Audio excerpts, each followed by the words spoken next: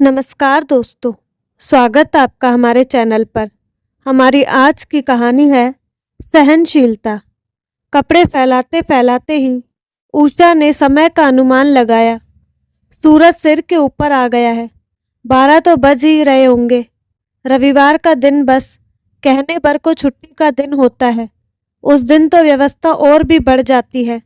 नहाते धोते 1 बजना ही था, तभी उसे अपनी सासू सुधा देवी और ऋचा के जोर जोर से बात करने की आवाज़ें सुनाई दी। जरूर आज ऋचा फिर से अपनी सास से लड़कर चली आई होगी। ऋचा उसकी छोटी ननद है, जिसका ससुराल इसी शहर में है। जब भी उसकी अपने ससुराल वालों से किसी बात पर कहा सुनी होती तो हाथ में सूटकेस उठाए अपने मायके चली आती है। घर में सबसे छोटी और सबकी लाडली होने के कारण लड़कर आने पर भी उसके गैर जिम्मेदाराना हरकतों के लिए उसे समझाने के बदले सुधा देवी बढ़ चढ़कर ऋचा के ससुराल वालों में ढेरों नुक्स निकालती है और उन्हें कोसती रहती। फिर लड़ाई का दूसरा अध्याय शुरू होता। ऋचा के पति कपिल को दूसरे दिन बुलवाया जाता और छोटी छोटी बातों पर जो हर घर में सामान्य रूप से घटित होती है, उनके लिए उससे देर तक सवाल जवाब किया जाता। कपिल के अपने घर का रहन सहन उसके आधुनिक ससुराल की अपेक्षा काफ़ी साधारण था, इसलिए वह थोड़ा अपने ससुराल वालों से वैसे भी दबता था और चुपचाप सारी बातें सहन कर ऋचा को वापस अपने साथ ले जाता। जल्दी से स्नान कर उषा रसोई की तरफ लपकी। तभी सुधा देवी की नज़र उस पर पड़ गई। उषा को सुनाकर तेज आवाज में वे बोली, लो, महारानी के पूरे 3 घंटे का राज स्नान समाप्त हुआ है। न जाने कौन से उपटन मले जा रहे थे कि घर में तूफान आ जाए, पर इन्हें होश ही नहीं रहता। हालांकि उसकी सास अच्छी तरह जानती थी कि रविवार को हफ्ते भर का ढेर सारा जमा कपड़ा उषा को धोना पड़ता था, फिर भी बेटी की बड़ास निकाल रही थी। वैसे भी काफ़ी देर हो गई थी, इसीलिए उषा चावल बनाने के लिए पानी चढ़ा डब्बे से दाल निकालने लगी। तभी रसोईघर के दरवाजे पर खड़े मोहित की सख्त आवाज ने उसे सहमा दिया। सुबह से घर में बैठी जाने कौन सा पहाड़ तोड़ती रहती हो कि कोई आए या जाए स्वागत सत्कार करना तो दूर की बात, तुम्हें तो मिलने तक की फुर्सत नहीं मिलती। कोई मरे या जिए तुम्हें क्या, हर समय अपना ही सुख तलाशती रहती हो। 1 बजने जा रहा है, इसलिए मैंने सोचा पहले चावल ही चढ़ा दूं, क्योंकि अम्मा जी ठीक 1 बजे खाना खा लेती है। फिर इत्मीनान से ऋचा से बात करूंगी। उषा के जवाब पर मोहित के ताने शुरू हो गए। बहुत एहसान है आपका कि छुट्टी के दिन भी 1 बजे तक खाना तैयार हो जाएगा। घर में कुल जमा 4 जन ही है, जिसमें से मिन्नी को अम्मा ही संभालती है। फिर भी दिखाओगी कि दिन भर काम ही करती रहती हो। मोहित जैसे आया था वैसे ही बड़बड़ाते हुए चला गया। वह भी चावल दाल चूल्हे पर चढ़ा पीछे पीछे ड्राइंग रूम में आ गई, जहाँ सोफे पर ऋचा बैठी आंसू बहा रही थी। वहीं बगल में उसकी सास बैठी ऋचा के ससुराल वालों के बारे में जली कटी कह रही थी। जैसे ही उनकी नज़र उषा पर गई, एक कुटिलतापूर्ण मुस्कान उनके चेहरे पर लक्षित हो उठी। एक हमारे घर की बहू है, जो इस घर में बैठी हर वह सुख भोग रही है जिसकी कभी उसने अपने पिता के घर में कल्पना भी नहीं की होगी। और एक हमारे घर की बेटी है, जो जाने किस जन्म का पाप भोग रही है। कितना भी अपने ससुराल वालों के लिए करे, उनका मुंह फूला ही रहता है। कितना दिया था हम लोगों ने अपनी बेटी के विवाह में, बहू के परिवार वालों की तरह हाथ हिलाते नहीं बेच दिया था। फिर भी हमारी बेटी एक दिन भी चैन से नहीं रह पाती। उषा बात का रुख पलटने के लिए ऋचा से बोली, चाय पियोगी? वैसे खाना भी तैयार होने ही चला है। मोहित बीच में ही बोला, बहुत जल्दी चाय की याद आ गई।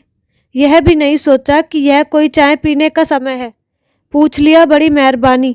अब जाओ, जाकर खाना लगाओ, कब से हम सब भूखे बैठे हैं।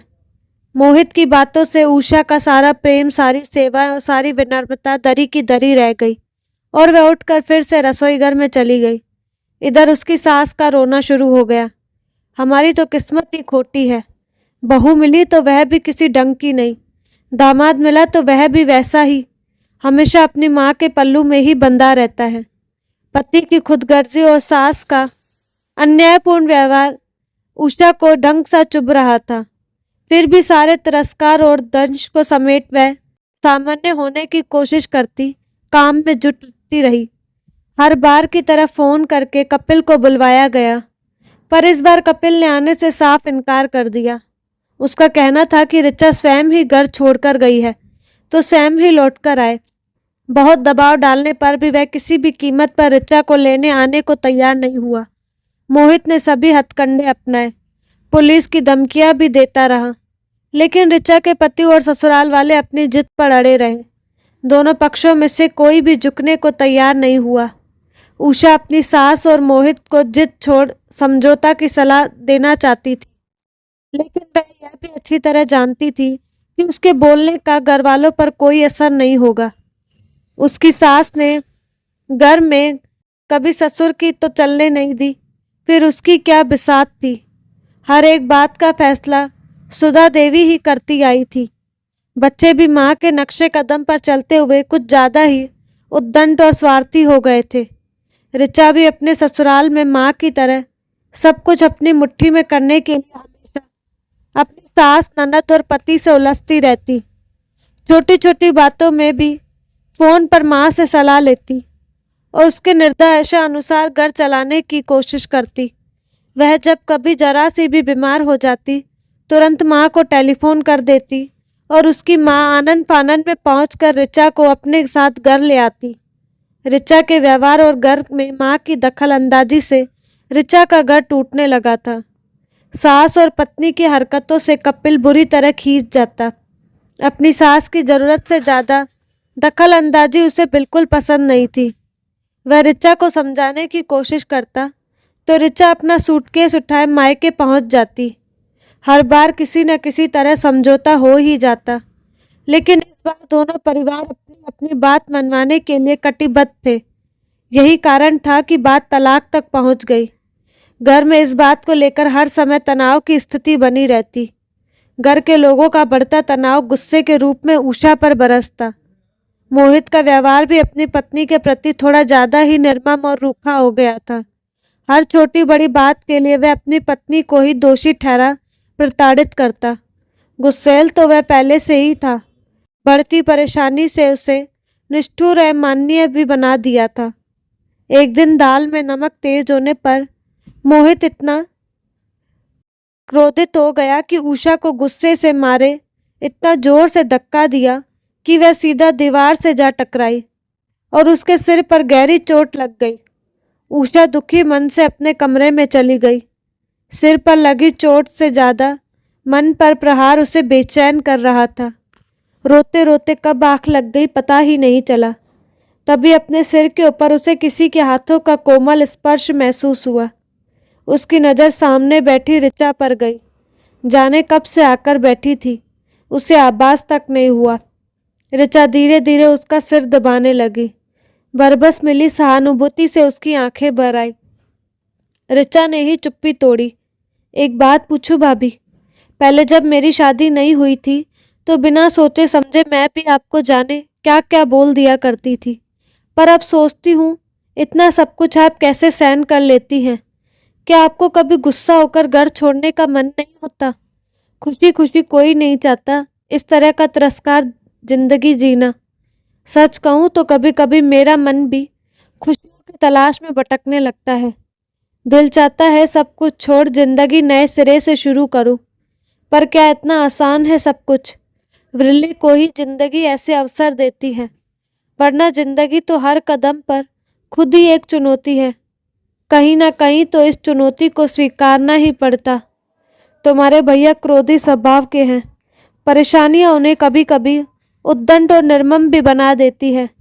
फिर भी जब इस तरह का क्रोधी, दबंग, उद्दंड और सिर्फ अपना ही वर्चस्व स्थापित करने वाला व्यक्ति पति के रूप में मिल जाए तो उसका एकमात्र उपाय उसे छोड़कर भाग जाना या अपनी जिंदगी नए सिरे से शुरू करना नहीं होता।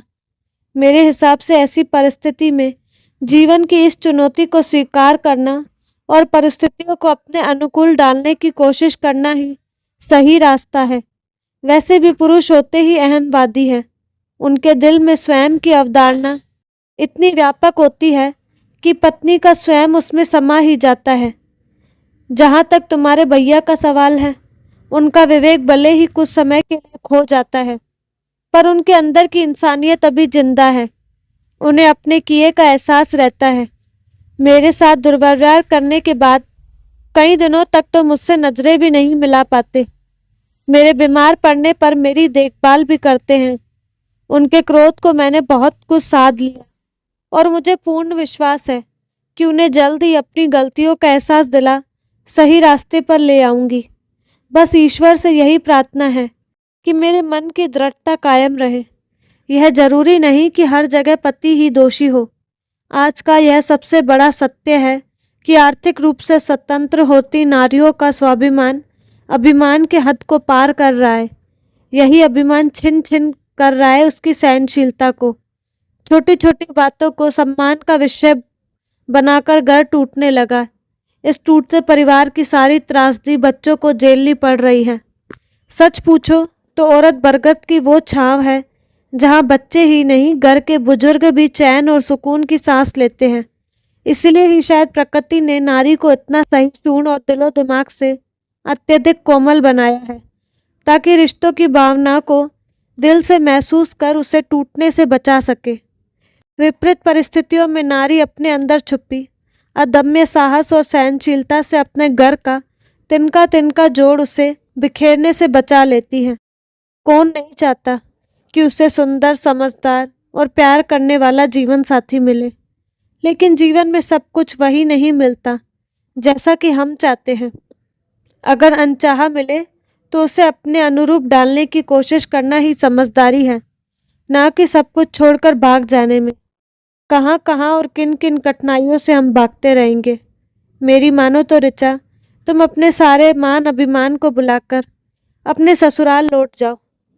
सिर्फ एक बार पूरी ईमानदारी और धीरज से ससुराल के लोगों के साथ सामंजस्य बिठा जीने की कोशिश करो, सब ठीक हो जाएगा। मुझे लगता है कि वो लोग इतने भी बुरे नहीं। फिर भी अगर कभी अपने परिवार को समेटने में तुम्हारा धैर्य छूटने लगे तो अपनी भाभी को याद कर लेना उनके संघर्षों को, जो पिछले 5 वर्षों से वह तुम्हारे मायके को अपनाने के लिए कर रही है। दूसरे ही दिन बिना किसी को कुछ बताए ऋचा घर से गायब थी। घर के लोगों को लगा सुबह सुबह मंदिर गई है। देर होने पर सबको चिंता होने लगी। तभी ऋचा का फोन आ गया कि वह अपने ससुराल चली आई है और यहाँ हर तरह से ठीक है। किसी को भी उसके लिए परेशान होने की जरूरत नहीं। 1 हफ्ते बाद ऋचा अपने पति के साथ सबसे मिलने मायके आई।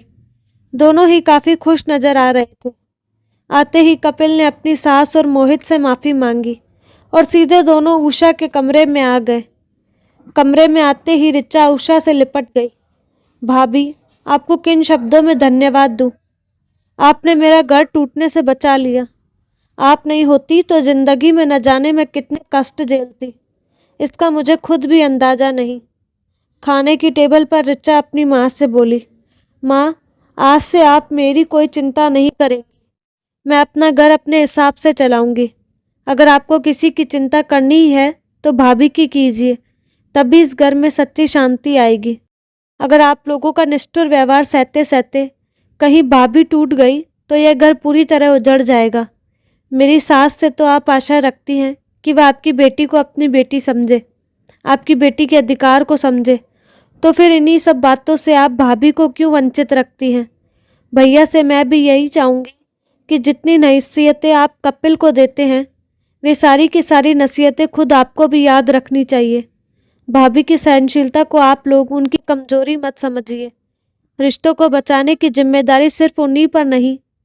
पत्नी एक बंधन मात्र नहीं होती, वो तो ईश्वर, समाज, कुटुंब और माता पिता के आशीर्वाद से पति और परिवार को जोड़कर रखने वाली सेतु है, जिसके मानसिक रूप से टूटते ही सब कुछ टूटकर बिखर जाता है। थोड़ी देर के लिए खाने के टेबल पर निशब्द शांति छा गई, मानो सभी के अंदर विचारों का मंथन चल रहा हो। ऋचा के ससुराल जाते ही मोहित उषा को डॉक्टर के पास ले जाने की जिद करने लगा। उषा के बार बार मना करने पर वह मानने को तैयार नहीं था। तभी सुधा देवी बोली, अगर बहू डॉक्टर के पास नहीं जाना चाहती तो उसे कहीं दूसरी जगह घुमा ला। मैं आज खाना खुद ही बनाऊंगी और हाँ, मिनी भी मेरे पास ही रहेगी। उषा को आज पहली बार लगा कि लोग ठीक ही कहते हैं। अगर पूरी लगन और निष्ठा से कोई काम हो पूरा करने के लिए ठान ले तो जिंदगी जरूर उसे एक मौका देती है अपने काम को पूरा करने के लिए। बस ज़रूरत होती है तो थोड़े धैर्य की। तो दोस्तों, कैसी लगी आपको कहानी? अपनी राय कमेंट बॉक्स में ज़रूर बताइएगा। साथ ही हमारे चैनल को लाइक शेयर एंड सब्सक्राइब करना ना भूलें। धन्यवाद।